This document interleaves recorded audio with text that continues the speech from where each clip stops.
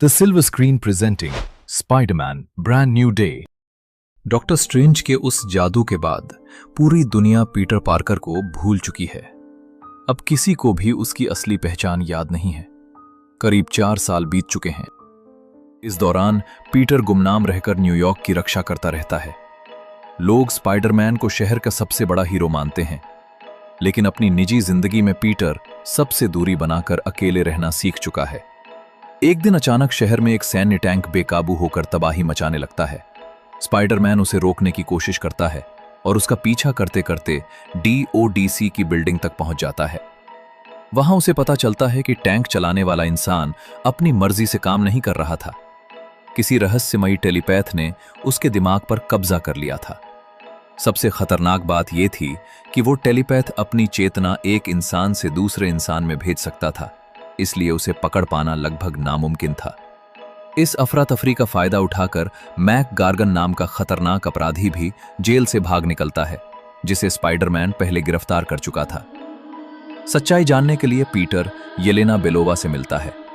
वो बताती है कि पिछले कुछ समय से कोई रहस्यमयी व्यक्ति बार बार DODC पर हमला कर रहा है और हर बार सिर्फ वी मैक्स नाम की किसी चीज के बारे में पूछता है। इसके बाद पीटर DODC के अधिकारी बिल मेट्जगर से सवाल करता है, लेकिन वो साफ इनकार कर देता है कि उसे उस टेलीपैथ के बारे में कुछ भी पता है। कुछ समय बाद किस्मत पीटर को उसके पुराने दोस्तों मेड और MJ से फिर मिलाती है। दोनों अपनी पढ़ाई पूरी करके वापस न्यूयॉर्क आ चुके हैं, लेकिन स्ट्रेंज के जादू की वजह से दोनों उसे पहचानते तक नहीं। इतना ही नहीं, MJ की जिंदगी में अब कोई और लड़का आ चुका होता है। ये सब देखकर पीटर अंदर से पूरी तरह टूट जाता है और चुपचाप अपने घर लौट आता है। अगली सुबह उसके साथ कुछ अजीब होने लगता है। उसकी इंद्रियां पहले से कहीं ज्यादा तेज हो जाती हैं और सबसे चौंकाने वाली बात यह होती है कि अब उसके हाथों से मशीन की जगह सीधे शरीर के अंदर से जाले निकलने लगते हैं।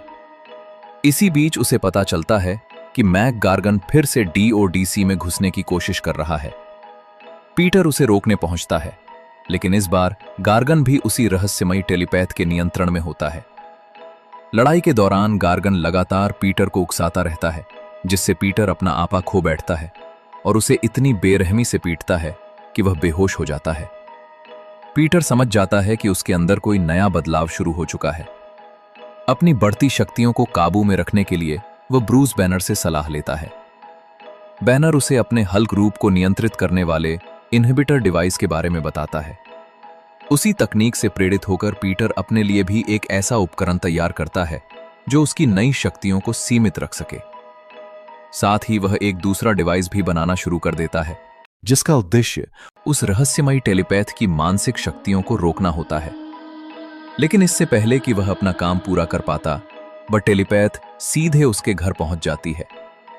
वह MJ का रूप धारण करके पीटर को भावनात्मक रूप से धोखा देती है और उसकी असली पहचान जान लेती है। हालांकि आखिरी पल में पीटर उसे बचा लेता है, लेकिन उसी दौरान वह पहली बार उस टेलीपैथ का असली चेहरा देख लेता है और अपने स्पाइडर सूट के HUD कैमरे से उसकी तस्वीर भी कैद कर लेता है। पीटर किसी भी खतरे से बचाने के लिए MJ को फ्रैंक कैसल के गुप्त ठिकाने पर ले जाता है। वही कैसल के आधुनिक उपकरणों और MJ की मदद से वो दोनों इनहिबिटर पूरे कर लेता है। इसी दौरान उसे पता चलता है कि उस रहस्यमयी टेलीपैथ का नाम जीन ग्रे है। कुछ समय बाद जीन एक बार फिर DODC पर हमला करती है। इस बार वह खुद सामने आती है और अपने नियंत्रण में लिए हुए हल्क का इस्तेमाल करती है। लंबी लड़ाई के बाद पीटर किसी तरह जीन को काबू में कर लेता है और उसे बिल मेट्जगर के हवाले कर देता है। पूछताछ के दौरान मेट्जगर इतना जरूर बताता है कि जीन लगातार सारा नाम की किसी लड़की को खोज रही थी। उधर जब पीटर वापस लौटता है तो MJ उससे उस चिट्ठी के बारे में सवाल करती है जो पीटर ने कभी उसके और नेड के लिए लिखी थी। उस पत्र में स्ट्रेंज के जादू और उनकी भूली हुई यादों का पूरा सच लिखा हुआ था। पीटर उसे सब कुछ समझाने की कोशिश करता है, लेकिन MJ साफ कह देती है कि वह उसे जानती तक नहीं और उसके लिए वैसी भावनाएं भी महसूस नहीं करती। फिर भी वह दोस्ती के नाते पीटर को अपने अपार्टमेंट आने का न्योता देती है। वहीं पीटर MJ और नेड के साथ कुछ सामान्य पल बिताता है और धीरे धीरे तीनों के बीच फिर से एक नई दोस्ती बनने लगती है। बाद में एमजे एक महत्वपूर्ण बात बताती है। वह कहती है कि जब कोई उसके दिमाग पर कब्जा कर लेता है तो उसे उस दौरान हुई कोई भी घटना याद नहीं रहती। यही बात सुनकर पीटर को एहसास होता है कि बिल मेट्जगर उससे झूठ बोल रहा था।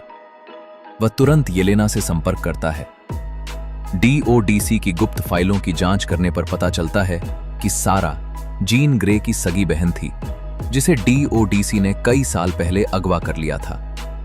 जीन के पास सिर्फ एक सुराग था, वीमैक्स, जो सारा ने मरने से ठीक पहले टेलीपैथी के जरिए उसे भेजा था।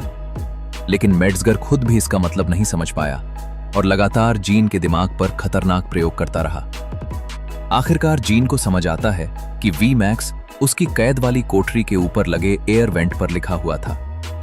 वही आखिरी चीज थी जिसे सारा ने मरने से पहले देखा था। यह सच्चाई सामने आते ही जीन का गुस्सा फूट पड़ता है। उसकी मानसिक शक्तियां पहले से कहीं ज्यादा खतरनाक हो जाती हैं और वह अपनी टेलीपैथिक ताकत से पूरे शहर को अपनी गिरफ्त में ले लेती है। उधर पीटर, जिसकी मानसिक शक्ति पर जीन का असर बाकी लोगों की तुलना में काफी कम होता है, उसे रोकने के लिए सीधे डीओडीसी की बिल्डिंग में पहुंच जाता है। लेकिन जीन उससे लड़ने के बजाय अपनी शक्तियों से हैंड संगठन के कई निंजाओं को अपने नियंत्रण में ले लेती है और उन्हें पीटर पर हमला करने का आदेश देती है। हालात बिगड़ते देख पीटर अपने शरीर पर लगी रोक हटाने का फैसला करता है। इसके बाद उसके अंदर छिपी नई म्यूटेशन पूरी तरह जाग जाती है।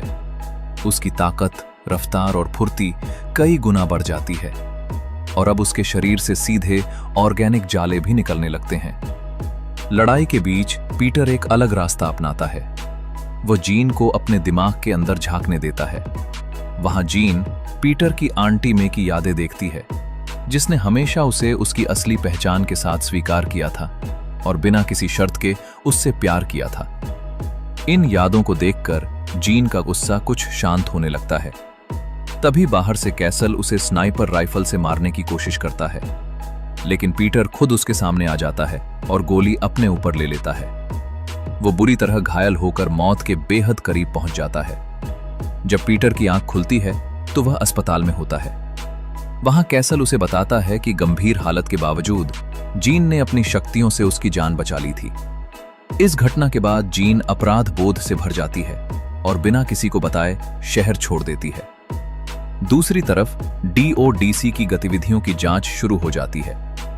पीटर भी इस पूरे अनुभव से एक बड़ी सीख लेता है। उसे एहसास होता है कि स्पाइडरमैन बनने का मतलब हमेशा अकेले लड़ना नहीं है।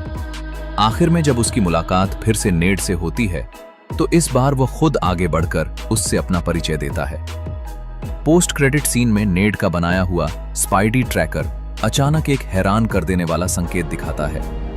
उसके अनुसार स्पाइडरमैन की लोकेशन अब पृथ्वी पर नहीं बल्कि अंतरिक्ष में कहीं दिखाई दे रही है, जो आगे आने वाली कहानी का बड़ा इशारा देता है। तो दोस्तों, स्पाइडरमैन ब्रांड न्यू डे की कहानी यही खत्म होती है, लेकिन मार्वल की दुनिया में हर अंत एक नई शुरुआत लेकर आता है। अगर आप भी मार्वल यूनिवर्स की हर फिल्म और सीरीज की पूरी कहानी आसान हिंदी में देखना चाहते हैं तो अभी द सिल्वर स्क्रीन को सब्सक्राइब कर लीजिए।